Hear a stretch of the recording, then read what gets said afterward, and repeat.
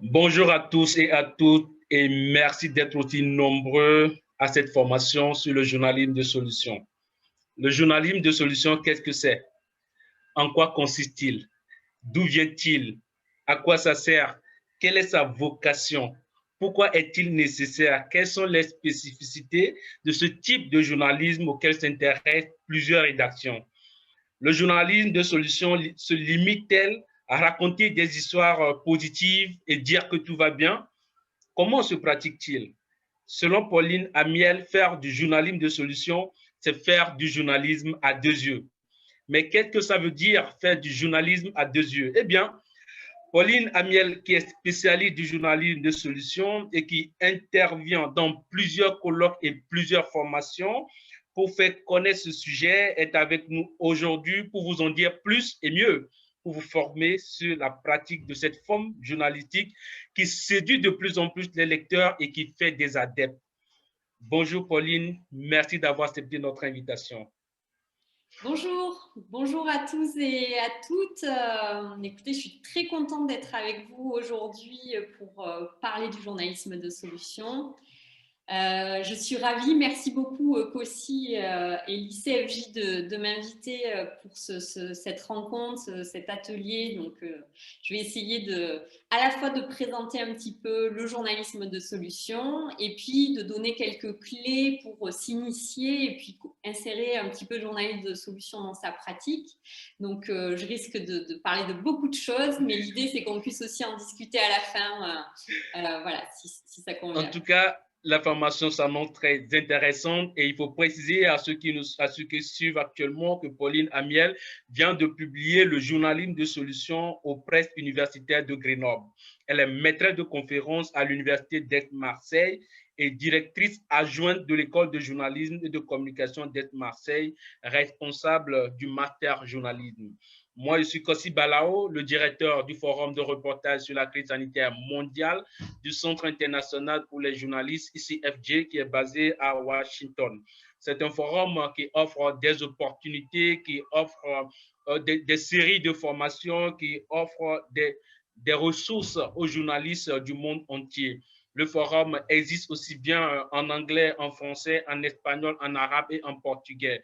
Nous l'avons lancé dans le but d'offrir les ressources aux journalistes et de les aider de toutes les manières possibles. Si vous êtes journaliste et que vous nous suivez en ce moment, je vous invite à rejoindre notre forum. C'est un groupe privé sur Facebook. L'un de mes modérateurs enverra tout de suite le lien pour y accéder dans la boîte de discussion qui est en bas de vos écrans. Et je vous rappelle aussi que cette formation sera interactive. Donc, vous avez la possibilité de poser votre question à Madame Pauline. Vous pouvez envoyer vos questions dans les commentaires sous la vidéo diffusée en direct sur Facebook ou dans le chatbot, la boîte de chat qui est juste en bas de votre écran. Eh bien, c'est parti, Madame Pauline Amiel, vous avez la parole. Merci beaucoup. Merci pour cette présentation. Je vais de suite partager mon écran. Et comme ça, vous pourrez me dire si ça fonctionne bien. Voilà, normalement, je Oui, c'est partage. parfait. Super, génial. Donc, on a discuté avec Kossi et je transmettrai évidemment aux membres du forum la présentation que je vous montre avec des liens et des ressources à la suite de l'heure qu'on va passer ensemble. Pour commencer, en fait, un petit peu, pour introduire un peu le sujet, je voulais vous parler un petit peu de ma rencontre avec le journalisme de solution. Le journalisme de solution, c'est, je vais vous donner une définition juste après, un concept professionnel que moi j'ai rencontré en tant que chercheuse. Avant de rentrer à l'université, j'ai été journaliste pendant plusieurs années. J'ai notamment travaillé dans la presse locale et puis comme pigiste pour plusieurs médias.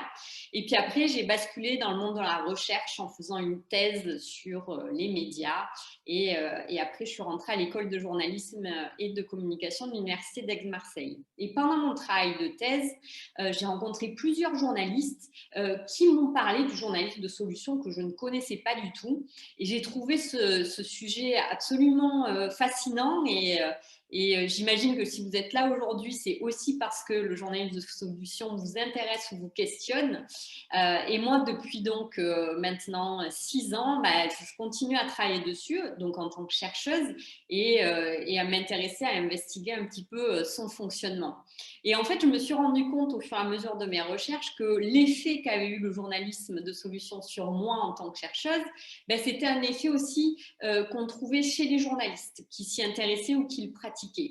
Alors, pourquoi s'intéresser aux journalistes de solution aujourd'hui, hein? Comme le disait Cossi, il se développe beaucoup, hein, on entend beaucoup parler, beaucoup de nombreuses rédactions s'y intéressent, s'y mettent, et puis d'autant plus aujourd'hui avec la crise sanitaire actuelle, c'est vrai que la question se pose beaucoup. Alors, pourquoi s'y intéresser? Généralement, moi, je trouve qu'il y a 3 raisons principales, hein, que je retrouve chez les personnes, chez les journalistes qui s'y intéressent. C'est en premier une volonté d'étendre sa palette, d'être journaliste, de pratiquer, de s'intéresser à plein de méthodes, de nouvelles méthodes qui se développent de journalisme. On peut s'intéresser au journalisme mobile, au journalisme sur les réseaux sociaux, au journalisme narratif, voilà, à plein de types de journalisme, dont le journalisme de solution. Souvent, ça revient.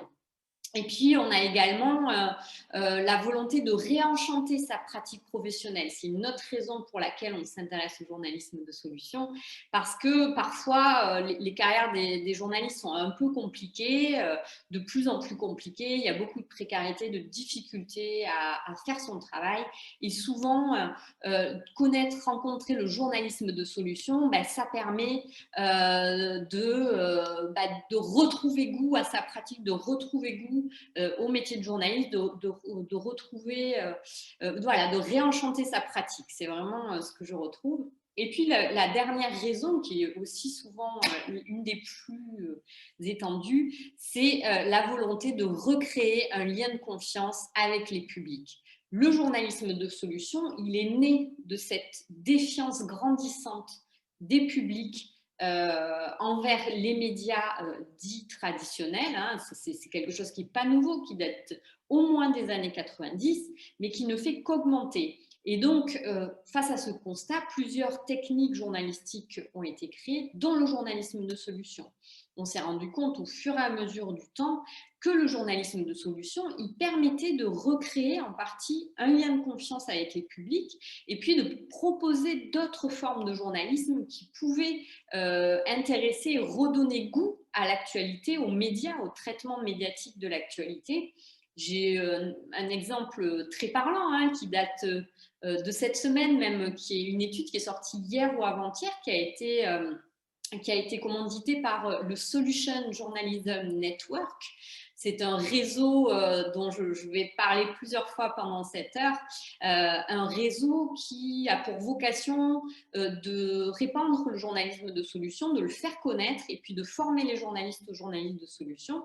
Et donc ce réseau-là, qui est originaire des États-Unis, mais qui est aussi présent un peu partout dans le monde, a commandité une étude qui vient de sortir cette semaine et qui montre que dans tous les cas étudiés par le Solution Journalism Network, les publics préfèrent toujours une publication de solution, un journalisme de solution, qu'une publication dite traditionnelle. Cette étude, je pourrais vous transmettre le lien si vous le souhaitez, est très intéressante et c'est une preuve de plus que le journalisme de solution, c'est vraiment un des outils pour recréer ce lien de confiance et redonner goût au travail journalistique, à l'information journalistique.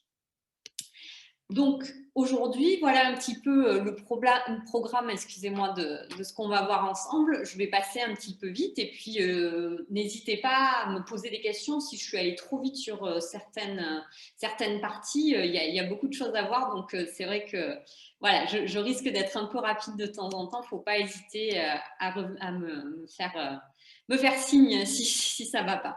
Donc, je vais essayer d'abord commencer en expliquant qu'est-ce que c'est le journalisme de solution, tout simplement, en donnant une définition, en discutant un petit peu de cette définition. Et puis, après, on va voir peut-être que vous, qui êtes là aujourd'hui, vous avez déjà rencontré le journalisme de solution, vous vous êtes déjà posé la question de savoir pourquoi il y a beaucoup de critiques, pourquoi parfois c'est difficile de savoir ce qui est du journalisme de solution, de ce qui n'est pas du journalisme de solution. Donc, on va discuter un petit peu de ça. Et puis, je vais essayer de vous donner quelques clés pour le reconnaître, tout simplement. Et puis, dans une deuxième partie, je vais essayer de vous donner quelques bases. Comment pratiquer le journalisme de solution. Ça va aller très vite parce que c'est vrai que c'est des méthodes de travail qui sont assez complexes. Donc, je vais donner vraiment des bases et pareil, on pourra en discuter après. Je vais aussi vous donner des ressources vers lesquelles vous pouvez vous tourner si vous voulez aller plus loin. Il existe de nombreuses ressources qui sont très intéressantes et très bien faites. Donc, on va commencer par essayer de voir un petit peu ce qu'est le journalisme de solution. Donc, voilà une définition que je vous propose. Le journalisme de solution, c'est un concept professionnel qui a été créé par des journalistes aux États-Unis et qui se base sur plusieurs choses. Il y a deux principes élémentaires, excusez-moi. Il se base d'abord sur la rigueur et les techniques de l'investigation, donc vraiment la rigueur déontologique, les attendus forts du journalisme, et puis les techniques de l'investigation, de l'enquête, donc des techniques classiques, on va dire, de journalisme. Et puis le deuxième principe, c'est son objectif. L'objectif du journalisme de solution, c'est de proposer des solutions potentielles pour résoudre les problèmes de société présentés. Donc, il y a vraiment cette idée on fait du journalisme comme d'habitude, j'ai envie de dire, et c'est ce qu'on va voir après, mais en plus, on va proposer, on va essayer de zoomer, de faire un focus sur une ou plusieurs solutions qui permettraient de répondre à la problématique de société présentée. L'idée du journalisme de solution, moi j'ai l'habitude de dire que c'est vraiment faire un pas de côté. C'est à la fois continuer la pratique telle que vous la connaissez, tel que le journalisme que vous faites en fait tous les jours au quotidien, mais en même temps faire un petit pas de côté et ajouter cet aspect solution. Vous avez peut-être entendu déjà dire que le journalisme de solution, en fait, il a plusieurs noms, il y a plusieurs termes qui recoupent la même réalité. Parfois, on parle de journalisme d'impact, de journalisme constructif. Éventuellement, on peut entendre aussi, notamment dans des pays anglo-saxons, le journalisme positif, des informations positives, qui est moins apprécié dans les pays francophones comme terme, mais qui existe aussi. Et donc, pour moi, tous ces noms différents, ils recouvrent à peu près la même réalité. On pourra aussi en discuter un petit peu plus tard. Le principe vraiment qui est important à retenir du journalisme de solution, c'est rigueur, rigueur journalistique classique, enquête, recouper ses sources, ses informations. Le métier est vraiment tel que vous le connaissez, tel que vous le pratiquez, et apporter une solution, présenter une solution. Et c'est vraiment sur cet aspect que je vais me focaliser aujourd'hui, parce que c'est finalement cet aspect-là qui est nouveau par rapport à la pratique, on va dire, classique du journalisme que vous connaissez tous. Je vais vous donner un petit peu un exemple en fait pour vous montrer en quoi le journalisme de solution, c'est à la fois du journalisme dit classique, mais qui a ce petit pas de côté, ce rééquilibrage de l'actualité qui part du principe que l'actualité en général est traitée de façon trop négative par les journalistes, qui ont toujours un œil sur ce qui ne va pas, sur ce qui rompt la linéarité, sur les événements, sur les catastrophes, sur les choses qui sont négatives. Et le journalisme de solution, il propose non pas de ne pas en parler, c'est pas du tout ça la question, mais surtout d'essayer d'être constructif et donc de parler des problèmes, mais de présenter aussi ce qui peut aller bien et ce qui peut aider à résoudre ces problèmes-là. Donc, mon exemple, c'est un exemple assez marquant qui est le Seattle Times. Le Seattle Times, c'est un grand quotidien donc dans l'État de Washington, excusez-moi, aux États-Unis, autour de la ville de Seattle. En 2013, la rédaction du Seattle Times a souhaité développer l'Education Lab, donc une cellule pour traiter plus spécifiquement les questions d'éducation grâce au journalisme de solution. Si vous voulez, les journalistes de cette rédaction-là se sont rendus compte qu'il y avait une véritable problématique autour de la rubrique éducation donc à Seattle et les communes alentours dans l'État de Washington et que les journalistes n'avaient pas un traitement qui les satisfaisait de ces questions d'éducation. C'est-à-dire que les journalistes n'étaient pas satisfaits de leur façon de traiter ces informations-là.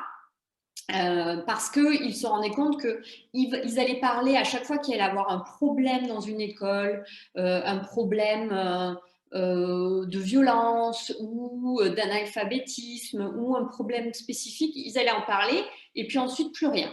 Et ils ne parlaient jamais de ce qui allait bien, ils ne revenaient jamais dans les endroits où il y avait les sujets qu'ils avaient faits pour voir si ça s'était amélioré. Il n'y avait pas de suivi vraiment à proprement parler de l'actualité. Et donc, il y a eu cette volonté de changer le traitement médiatique des sujets d'éducation et donc à partir du journalisme de solutions.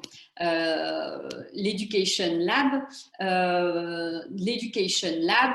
vise à traiter vraiment les sujets d'éducation avec un prisme solution depuis 2013 et les journalistes se sont donc rendus compte que c'était quelque chose d'absolument bénéfique parce que d'une part, il y avait eu plus d'intérêt du lectorat à ces sujets d'éducation traités grâce au journalisme de solution, que les journalistes qui s'en occupaient, eux aussi trouvaient plus d'intérêt à suivre les sujets, à aller chercher les initiatives qui étaient positives, à créer une espèce de communauté autour de ces sujets-là, à avoir un suivi vraiment de l'actualité et puis de leurs sources peut-être plus fin que ce qu'ils pouvaient faire auparavant.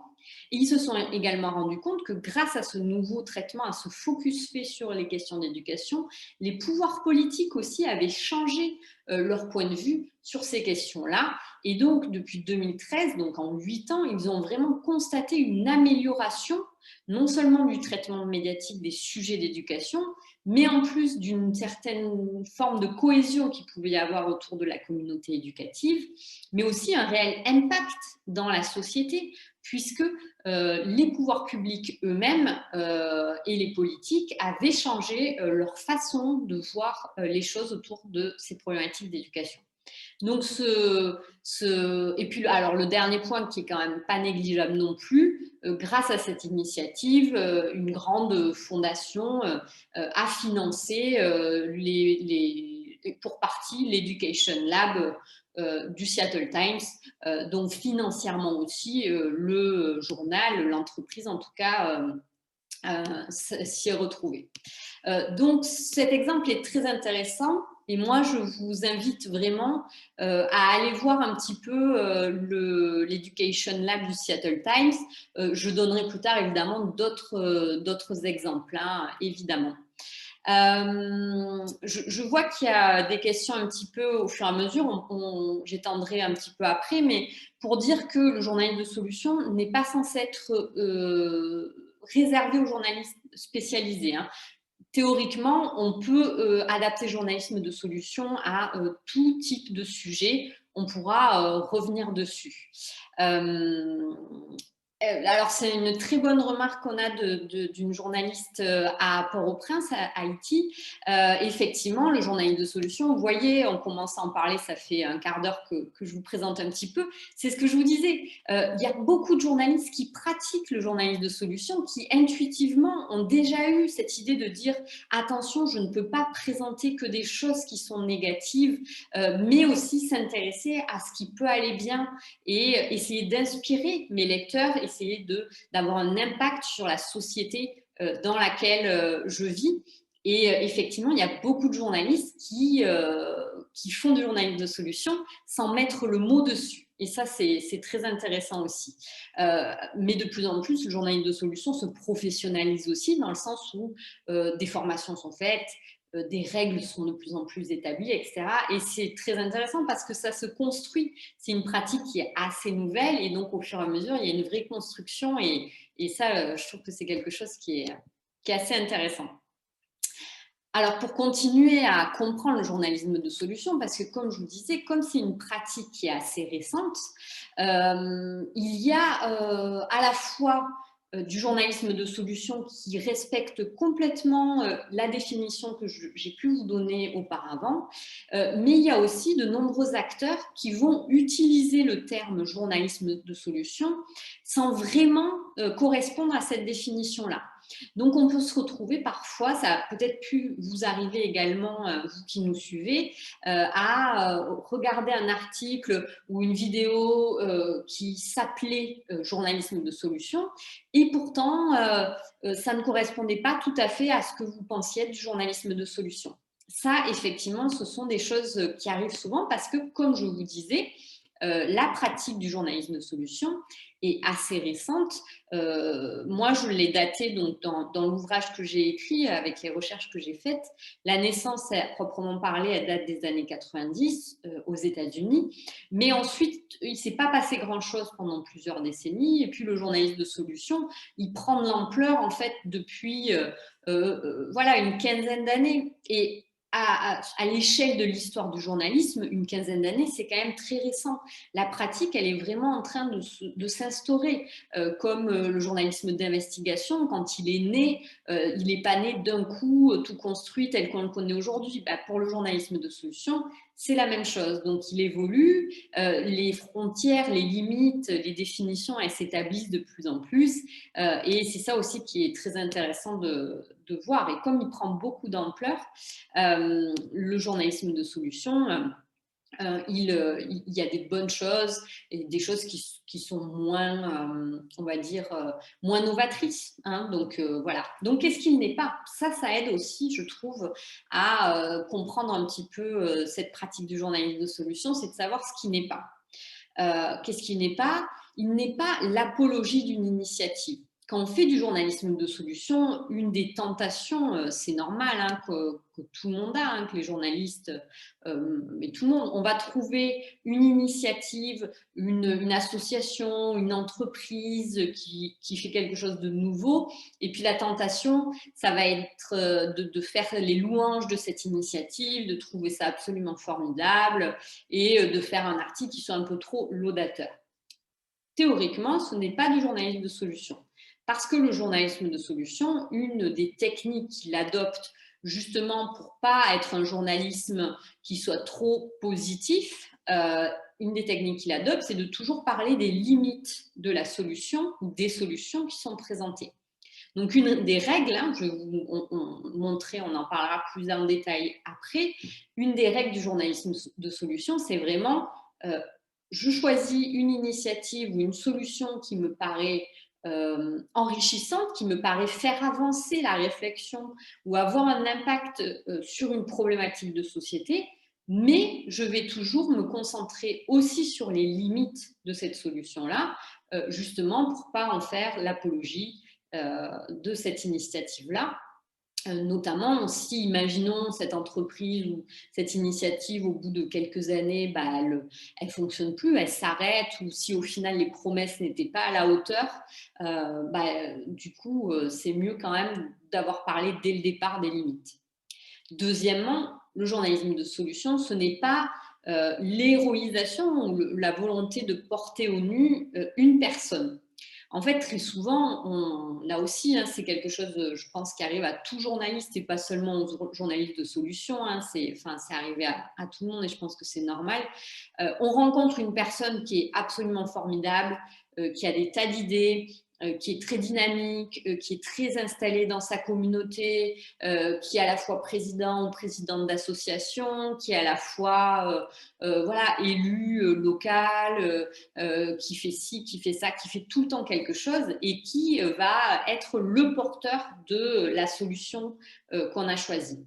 Et là, le risque, c'est un peu la même chose, c'est de porter cette personne au nu, d'en faire voilà, l'apologie, de montrer cette personne comme un héros, alors qu'au final, ça ne respecterait pas une des autres règles du journalisme de solution, une des autres règles, c'est de dire la solution doit être reproductible.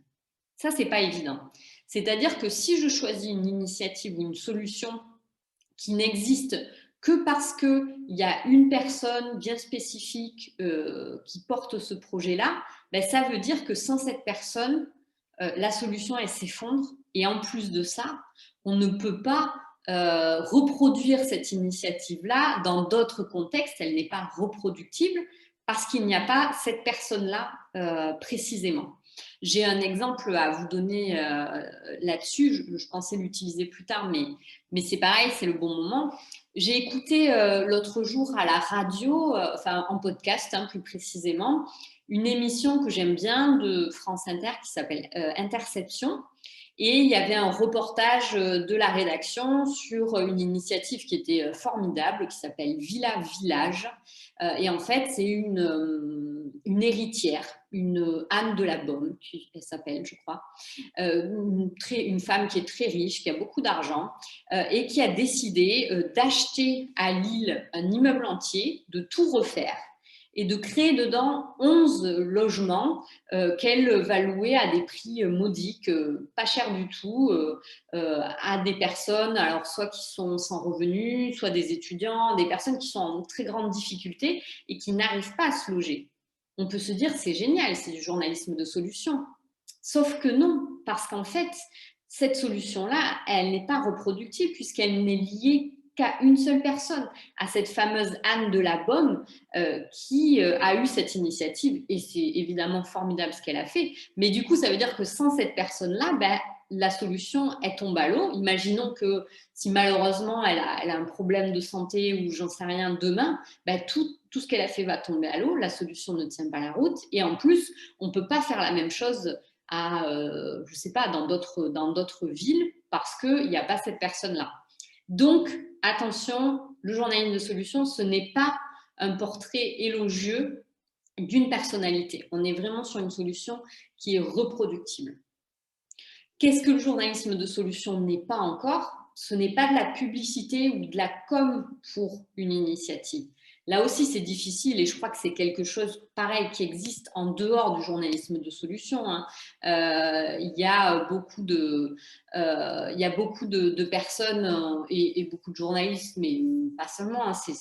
On va trouver aussi une initiative, une association, un projet qui est super et le risque va être parfois de faire un peu la com ou d'être un petit peu à la frontière. Et ça, c'est des choses qui arrivent même en dehors du journalisme de solution. Mais la tentation est d'autant plus grande dans le journalisme de solution puisque on cherche justement ce qui fonctionne, ce qui va bien. Donc, faut faire attention aussi à ça. Et très souvent, on peut tomber sur des publications qui s'appellent journalisme de solution, qui portent ce terme-là, mais qui pourtant ressemblent davantage à de la publicité parce qu'elles ne respectent pas les grandes règles que je vous ai citées, c'est-à-dire le fait que la solution soit reproductible et puis qu'elle soit pérenne et puis aussi qu'on présente les limites. Quand on présente les limites d'une solution, ben, déjà, on tombe beaucoup moins dans la communication ou la tentation de faire la publicité. Les deux derniers points, c'est un peu lié aussi. Le journaliste de solution, parfois, il est critiqué. On dit du journaliste de solution que c'est un journaliste qui est naïf, qui est un peu niais, un peu bisounours, entre guillemets, dans le sens où à vouloir trop être positif, à vouloir trop présenter ce qui va bien, on oublierait les catastrophes de la planète, le drame écologique, la pandémie, etc. Non, bien sûr que non, parce que le journalisme de solution, c'est toujours apporter une réponse à une problématique. Donc, la problématique, elle n'est absolument pas niée, c'est même la base en fait. Le journalisme de solution n'existerait pas s'il n'y avait pas une présentation d'un problème de société au départ.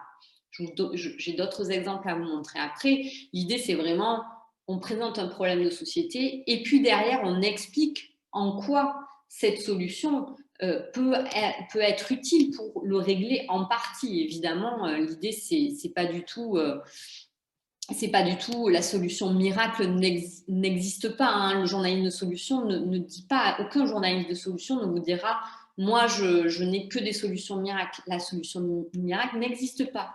Mais l'idée, c'est justement d'avoir un impact, que tout ce qu'on présente, ces petites solutions, les unes avec les autres, si elles sont mises en place, si petit à petit, elles sont inscrites dans d'autres communautés, dans d'autres sociétés, bah, peut-être que ça fera un monde meilleur, ou ça aidera en tout cas à ne pas s'arrêter au constat pessimiste.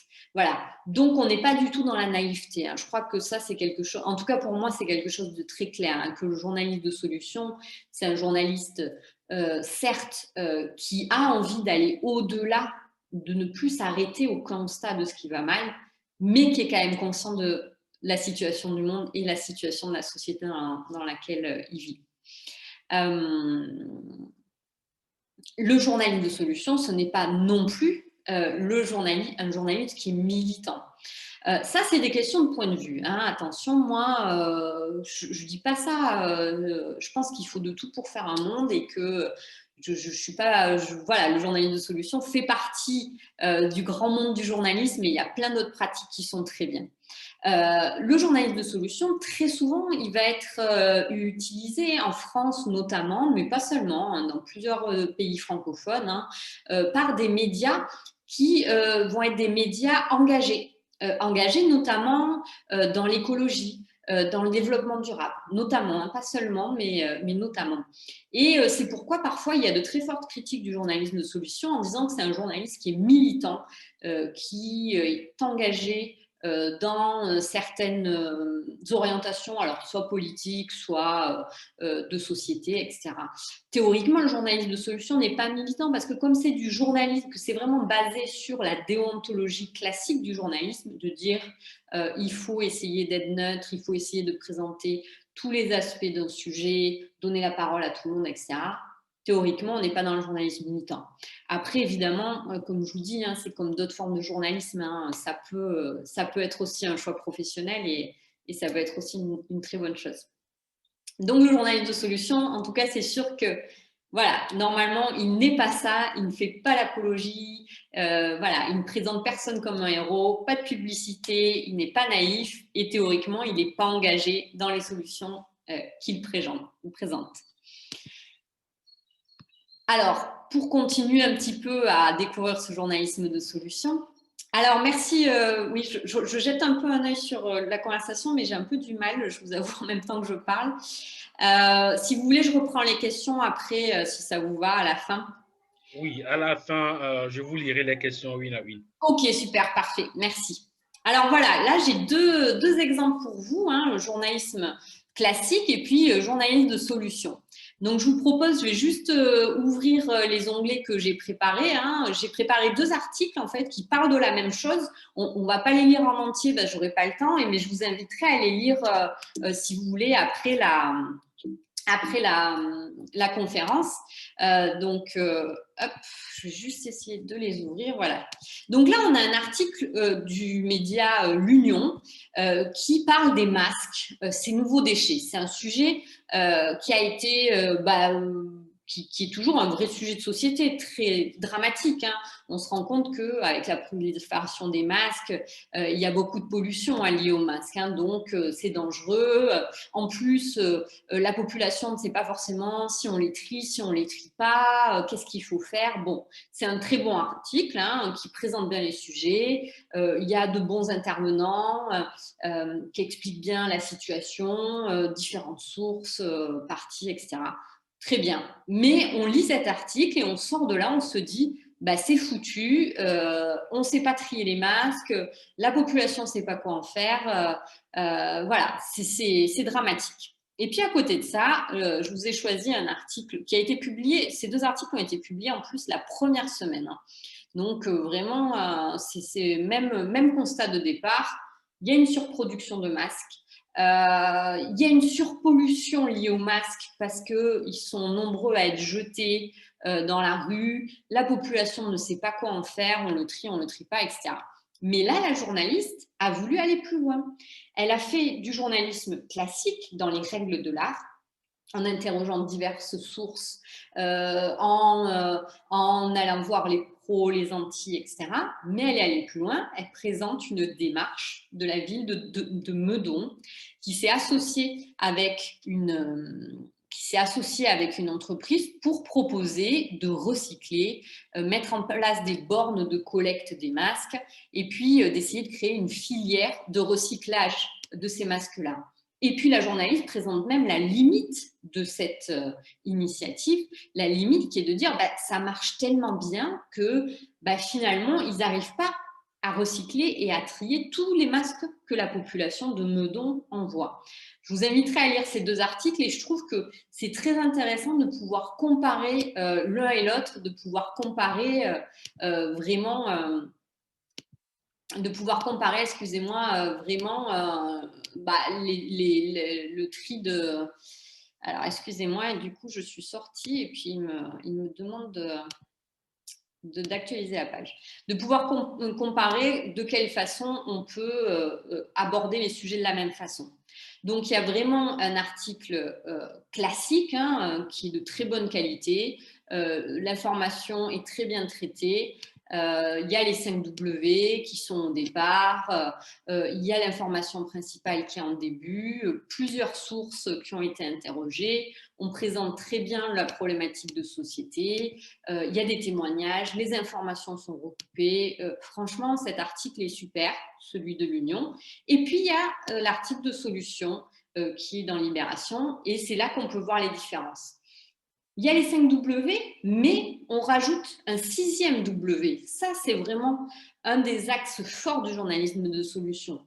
On se demande, on répond aux 5 W classiques et puis on rajoute « et maintenant ». Et maintenant, qu'est-ce qu'on fait? C'est bien beau de dire qui fait quoi, quand, où, pourquoi, etc. Mais les journalistes de solution ne veulent pas s'arrêter au constat. Ils veulent toujours se dire « et maintenant, qu'est-ce que je peux faire ?» pour améliorer les choses. On a un problème de surproduction, de surpollution lié au masque, et maintenant, qu'est-ce qu'on fait pour essayer de résoudre ce problème-là? Donc, il y a toujours la présentation du problème de société, et puis en dessous, la description de la solution qui a été sélectionnée, ou les solutions qui ont été sélectionnées, une évaluation de la solution, est-ce qu'elle marche, est-ce qu'elle ne marche pas, est-ce qu'il y a des détracteurs, il y a toujours des personnes qui sont contre, pourquoi, etc., des témoignages, on donne ses limites aussi, là la limite elle est vraiment claire, de dire ils ont été dépassés par leur succès, et puis la petite ville de Meudon, elle n'a peut-être pas les moyens financiers en fait, de mener à elle seule une filière de recyclage, et donc l'un dans l'autre, on a une solution, mais pourtant on ne fait pas forcément la promotion de cette solution. On présente ses limites et puis surtout la solution, elle est reproductible, c'est-à-dire que d'autres communes, d'autres régions, etc. peuvent mettre en place cette solution qui est proposée.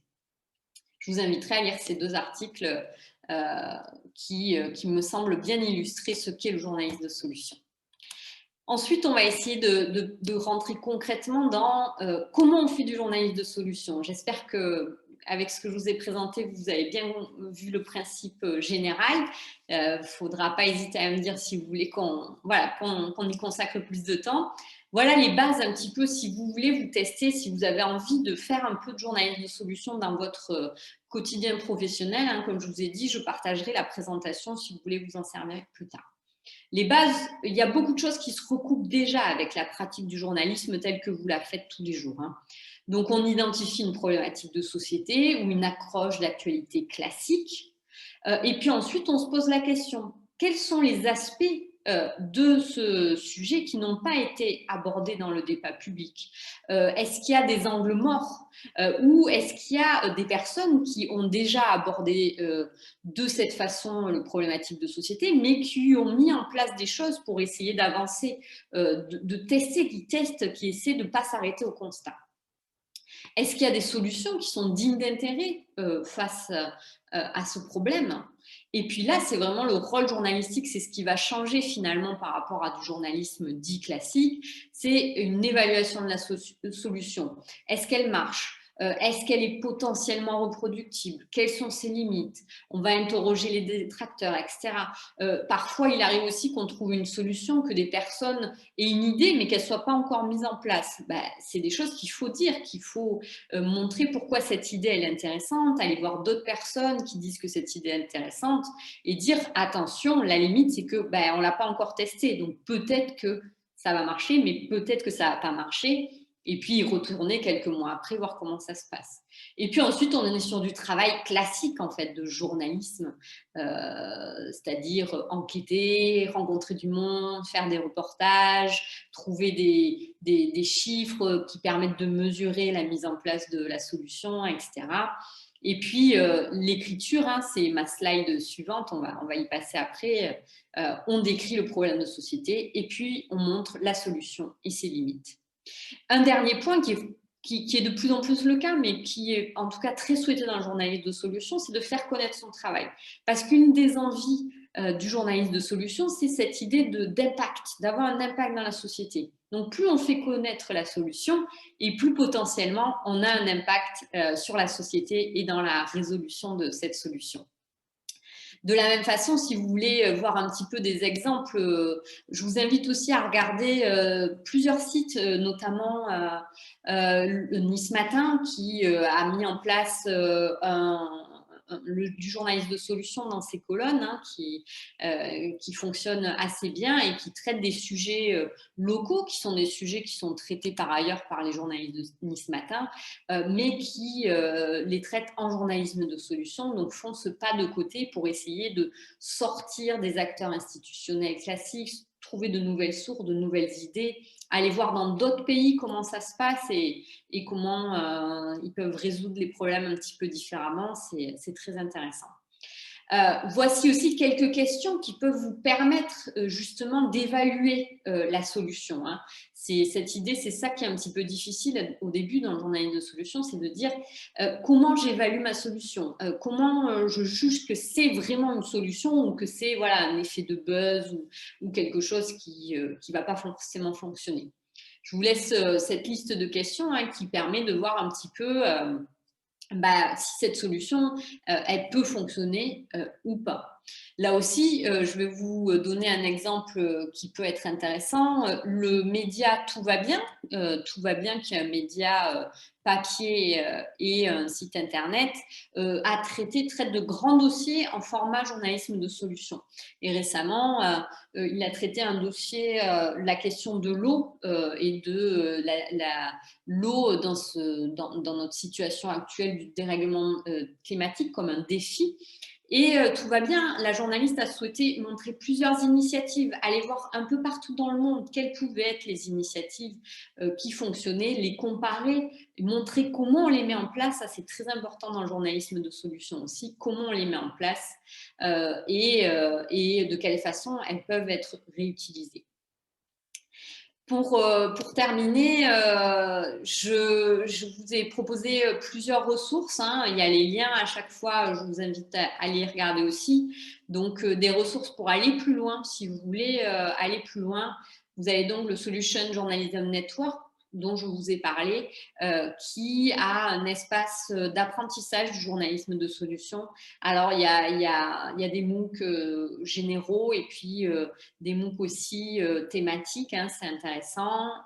Sur YouTube, un webinaire de Nina Facio également. Là, c'est un lien vers l'ouvrage dont Cossi vous a parlé, que j'ai publié aux presses universitaires de Grenoble et qui reprend à la fois un petit peu l'histoire et puis ces questions de définition du journalisme de solution et puis des techniques pour le mettre en place. Il y a aussi le site Conseil de journalistes qui, il n'y a pas longtemps, a mis en ligne plein de vidéos et de conseils pour faire du journalisme de solution. Donc, ça peut être aussi intéressant si vous voulez vous y mettre. Pareil, si vous êtes intéressé, si vous êtes sur les réseaux sociaux, le collectif Antidote, qui est un collectif de journalistes spécialisés dans le journalisme de solutions, publie toutes les semaines un fil sur Twitter avec des exemples d'articles de journalisme de solutions qu'elles jugent intéressants. Donc, c'est très intéressant. Et elles ont aussi créé une newsletter qui permet d'avoir des productions de journalisme de solutions tous les mois. Donc, c'est assez intéressant aussi. Vous avez le site de Reporters d'Espoir, qui est aussi une association de promotion du journalisme de solutions. Et puis, Medium, un blog professionnel de Nice Matin et de Damien Allemand, qui est le fondateur du journalisme de solutions à Nice Matin. Donc là aussi, il parle de comment ils font pour traiter les sujets. C'est plus un peu la fabrique du journalisme de solutions, les coulisses. Donc ça peut être aussi intéressant. Évidemment, il existe beaucoup d'autres ressources. Hein. J'ai essayé de concentrer les principales. Et puis, si vous souhaitez, voilà, n'hésitez pas à m'écrire. Il y a aussi mon mail hein, au début de cette présentation, pardon. Donc, on peut aussi en discuter. Voilà pour moi. Merci beaucoup pour votre attention. J'espère que je n'ai pas été trop rapide et je vous écoute si vous voulez qu'on discute de tout ça. Merci beaucoup, Madame Pauline, pour cette formation qui est très riche et j'ai personnellement aussi beaucoup appris. Nous avons reçu plusieurs questions et je me demande si dans 15 minutes, nous pouvons répondre à toutes ces questions que nous avons réussi. Nous allons commencer rapidement par vous lire quelques-unes. Bonjour, est-ce que le journalisme de solutions fait vendre un journal? Est-ce qu'il peut amener des partenaires? C'est une très très bonne question et puis c'est une question qui est assez polémique, elle revient souvent. Il y a eu des études, notamment aux États-Unis. Je vous avoue qu'en France, il n'y a pas eu d'études, en France ou dans des pays francophones hein, d'ailleurs, d'études scientifiques qui regardaient ça. Mais aux États-Unis, il y a eu des études qui montrent qu'effectivement, le journalisme de solution attire les lecteurs, que les lecteurs sont plus attirés, sont plus attentifs, sont plus prêts à financer ou à s'abonner aux médias quand ils font du journalisme de solution.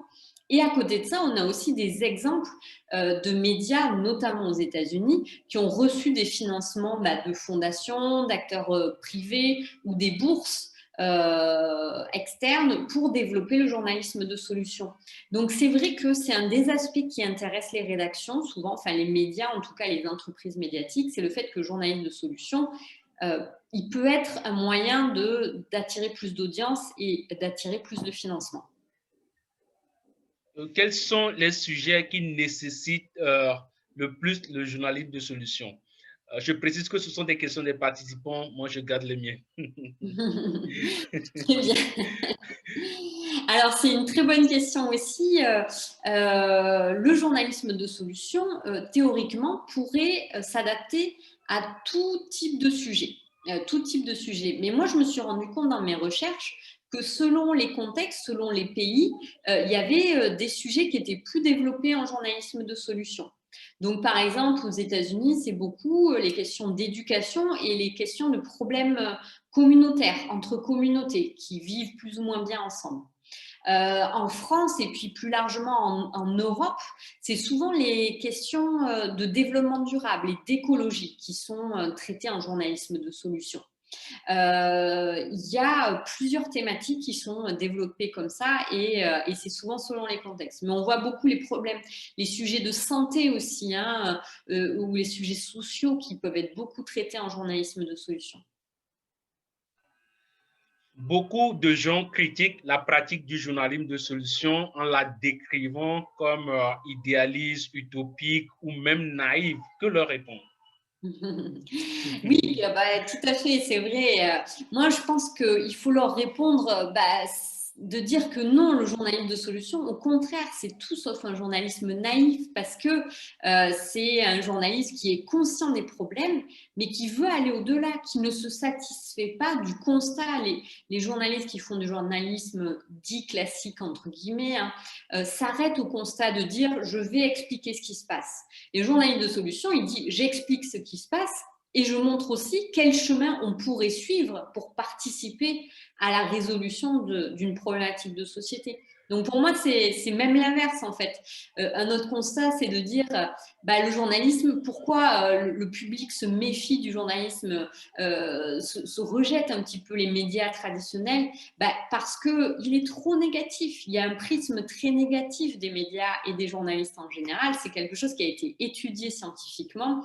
Et le journaliste de solution, au contraire, il rééquilibre la pratique du journalisme. Il y a à la fois un regard, un œil qui est porté sur les mauvaises nouvelles et puis un œil qui est porté sur ce qui va bien et sur les bonnes nouvelles. Bonjour, je suis Dieudonné, journaliste au Burundi. Ma question est la suivante. Est-ce que dans le journalisme de solution, le journaliste peut-il donner son point de vue sur un sujet ou bien il adresse toujours ses questions aux spécialistes pour qu'ils puissent proposer les solutions relatives? Je crois que les deux sont possibles. C'est une très bonne question. Je pense que ça dépend des sujets. Si le journaliste connaît bien le sujet, parce qu'il y a des journalistes qui, à force de traiter des sujets, deviennent experts sur ces sujets-là, évidemment, c'est très intéressant d'avoir son avis sur la solution qui est présentée. Un journaliste, par exemple, qui est installé dans une zone depuis 10 ou 15 ans, il va très bien connaître certains sujets. Il va savoir qu'une initiative ou une association avait déjà essayé de faire ça il y a 15 ans, mais ça n'avait pas marché, etc. Donc ça, c'est intéressant. Et puis après, avoir l'avis extérieur de spécialistes ou de scientifiques sur ce sujet-là, ça peut être aussi complémentaire quand on connaît moins bien le sujet. Je pense que les deux fonctionnent.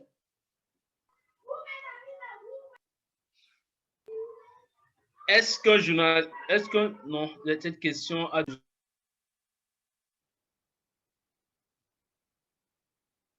Bonjour, comment peut-on savoir qu'une solution est pérenne ou reproductible ou si elle est nouvelle?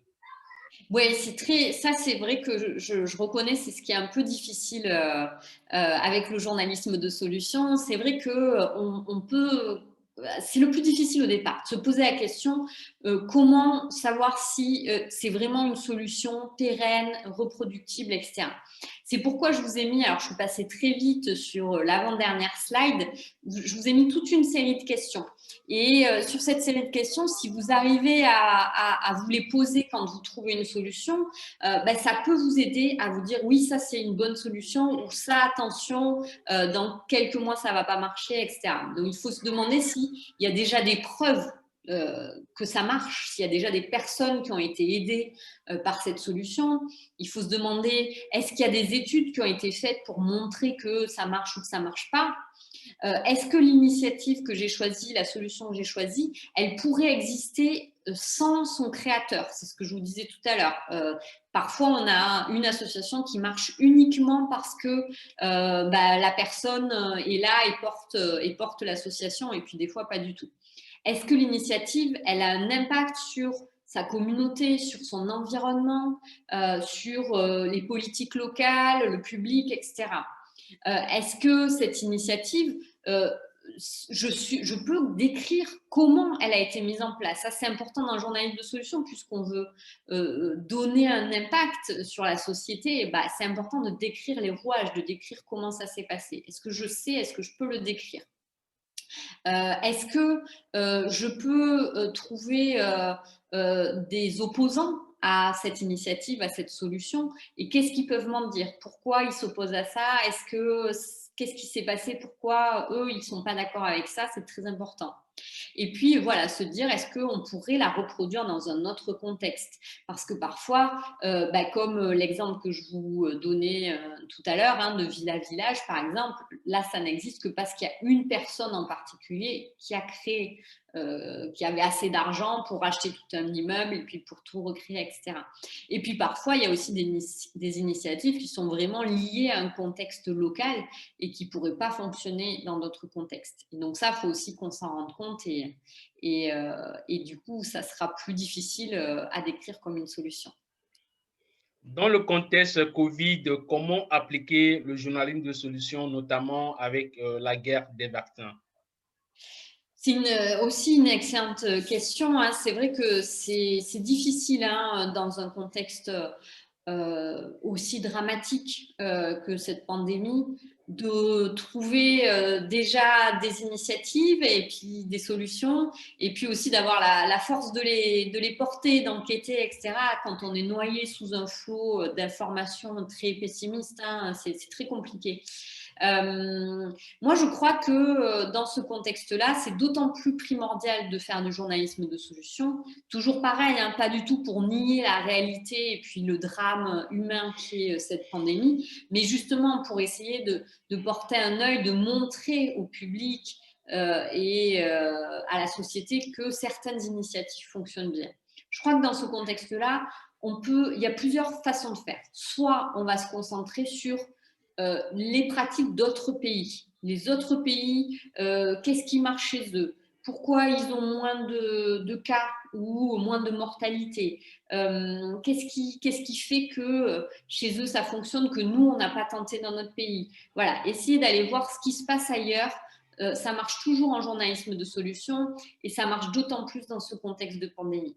Je crois aussi qu'il faut vraiment avoir un œil sur les petites initiatives locales, humaines, des personnes qui vont créer une petite appli pour mettre en réseau ceux qui ont besoin d'aide et ceux qui sont valides, qui peuvent aider. Voilà, des associations qui vont essayer d'apporter des courses ou de déplacer des personnes pour faciliter leur accès aux soins, etc.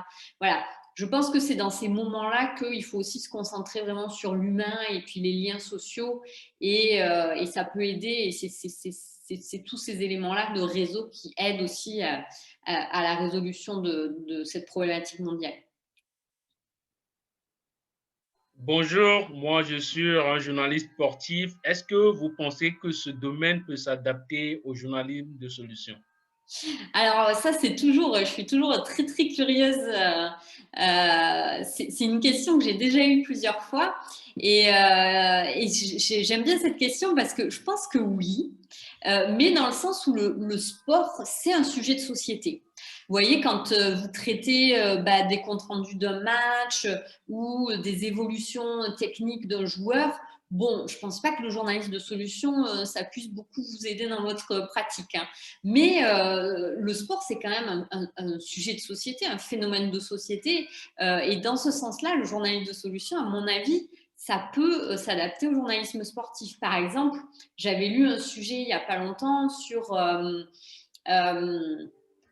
une association qui venait faire faire de la boxe à des personnes qui étaient en prison et du coup par la boxe elle leur faisait apprendre aussi une autre langue et ça c'était assez, ils faisaient un lien comme ça entre l'apprentissage d'une langue, il y avait anglais, espagnol, il y avait plusieurs langues et puis la pratique sportive de la boxe et du coup là on était vraiment sur un sujet de solution qui était chouette parce que il y avait de la pratique sportive et puis il y avait apprendre quelque chose, il y avait le contexte carcéral et puis toute cette solution, c'était complètement reproductible ailleurs et du coup, c'était assez intéressant. Donc oui, je pense que ça fonctionne, mais quand on traite le sport comme un sujet de société. Nous tendons vers la fin de cette formation, mais il y a autant de questions qui sont toutes intéressantes. Est-ce que le journalisme de solution n'est pas réservé finalement aux journalistes spécialisés, puisque la finalité, c'est de proposer des pistes de solutions? Moi, je ne crois pas, hein. Très honnêtement, dans mon livre, j'en parle beaucoup. Il se trouve que là où on trouve le plus, enfin peut-être pas le plus, mais en tout cas beaucoup de journalistes de solutions, c'est dans la presse locale. Parce que la presse locale, qui n'est pas du tout une presse spécialisée, elle traite justement des associations, du réseau, de ce qui se crée. Elle connaît très bien son territoire. Elle traite de l'humain finalement. Et du coup, c'est pour ça qu'il y a beaucoup de journalistes de solutions. Donc moi, je ne pense pas du tout que le journaliste de solution, ça nécessite d'être spécialisé dans quelque chose. Quand on est journaliste spécialisé, on connaît extrêmement bien un domaine particulier et je pense qu'on a plus de facilité à détecter une solution parce que justement, on connaît tellement ce qui se fait dans notre domaine qu'on va la sentir, on va la voir venir, on va connaître l'acteur qui va la créer, etc. Donc, je crois qu'on peut d'autant plus faire du journalisme de solution quand on est spécialisé. Mais faire du journalisme de solution, ça ne nécessite pas du tout d'être spécialisé. On peut en faire partout et à peu près tout le temps, je pense. Le journalisme de solution, c'est un concept, comme vous l'avez dit, qui nous vient des Américains. Et il ne date pas avec la COVID-19, mais c'est un journalisme qui date depuis plusieurs années. Vous avez dit 1990. Mais pourquoi c'est maintenant qu'on en parle de plus en plus dans les médias? Ah oui, c'est une très bonne question. Je crois que ça fait, bah, comme je vous disais, je crois que ça fait une quinzaine d'années, un peu moins, une dizaine, quinzaine d'années que ça se développe beaucoup. Et pourquoi je ne sais pas, c'est une bonne question. Ben, je crois qu'il y a plusieurs raisons. Peut-être parce qu'avec Internet, on peut plus facilement voir ce que font les autres journalistes et les autres médias un peu partout dans le monde.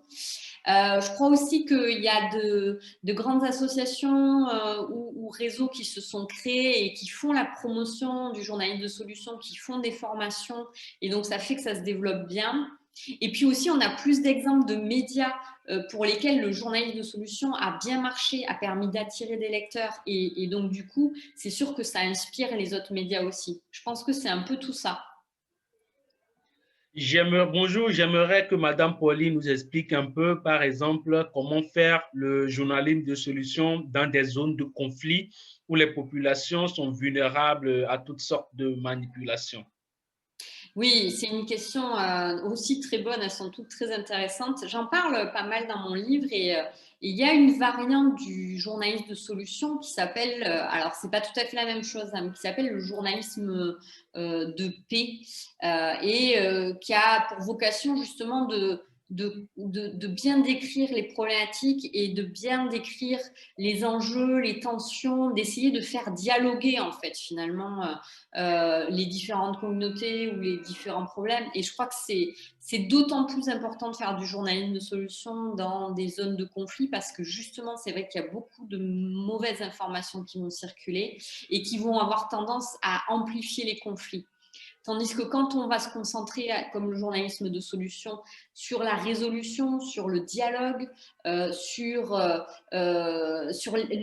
toutes les complexités d'une situation, parce que les zones de conflit sont toujours très complexes et qu'on va s'accrocher sur un point particulier, bah, ça va permettre peut-être de dénouer un petit peu au fur et à mesure. Et il y a beaucoup de choses, je vous invite vraiment à regarder sur Internet, c'est un type de journalisme qui se développe aussi et qui est très, très riche. La formation est prévue pour 1 heure et il faut avouer qu'une heure est tellement insuffisante pour pouvoir éplucher tous les concepts, tous les rouages de cette forme de journalisme parce qu'elle est aussi assez nouvelle et beaucoup ont besoin de la comprendre. Je ne sais pas comment ça va se faire, mais ce que je propose, c'est que je laisse mon adresse mail dans la boîte de chat et pour les confrères qui ont encore des questions, vous pouvez me les faire envoyer. Et si vous pensez qu'il faille organiser une deuxième session sur cette thématique, n'hésitez pas à m'écrire. L'une des raisons pour lesquelles nous avons lancé le forum de reportage sur la crise sanitaire mondiale pour aider les journalistes de toutes les manières possibles, de leur offrir les ressources dont ils ont besoin pour mieux travailler. Parce qu'en cette période de crise sanitaire, il faut bien le dire, la bonne information peut sauver des vies. Merci à tous ceux qui ont été avec nous, aux confrères qui nous ont suivis, qui ont posé des questions. Et il y a une dernière question que j'aimerais que Madame Pauline réponde avant qu'on ne se sépare. Elle concerne votre livre. Il y a un confrère qui demande comment se le procurer, où est-ce qu'on peut avoir accès à votre livre sur le journalisme de solution. Oui, merci, merci beaucoup. Le livre, j'ai mis le lien dans la présentation si vous voulez, et sinon vous pouvez le trouver sur le site des presses universitaires de Grenoble. Presse universitaire de Grenoble, il y est en format PDF et ou papier si vous préférez. Voilà, merci en tout cas. D'accord.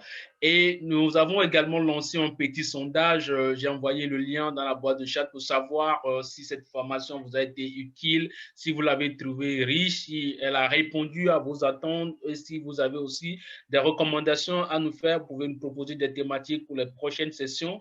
Le jeudi prochain, nous aurons une formation sur comment devenir un journaliste reporter d'image. Mais si vous avez aussi une thématique qui vous tient à cœur et que vous souhaiteriez que nous organisions soit un webinaire ou une formation sur cette thématique-là, n'hésitez pas à nous écrire. Je vous enverrai également par mail le lien pour remplir ce sondage et nous dire ce que vous pensez, quelles sont vos recommandations, vos remarques pour ce webinaire. Peut-être que certains trouveront qu'une heure, ce n'est pas beaucoup. Il faut penser à organiser des sessions de 2 heures. N'hésitez pas à nous faire savoir tout ce que vous avez sur le cœur. Merci infiniment, Madame Pauline, d'avoir été avec nous, d'avoir accepté notre invitation, d'avoir passé votre temps pour préparer ce PowerPoint et de le présenter aux confrères. Merci sincèrement. Merci à vous tous, c'était un plaisir. Merci beaucoup. Merci à tous et je rappelle encore une fois que notre forum est un groupe privé sur Facebook et nous l'avons lancé en 5 langues. Le forum francophone regroupe plus de 2000 journalistes, environ 2500. Si vous êtes journaliste, je vous invite à rejoindre notre forum et à poursuivre les conversations. Et pour ma part, je vous donne rendez-vous le jeudi prochain pour une nouvelle session. Bonne soirée, que vous soyez, bon après-midi, bonjour et à la prochaine. Au revoir. Au revoir.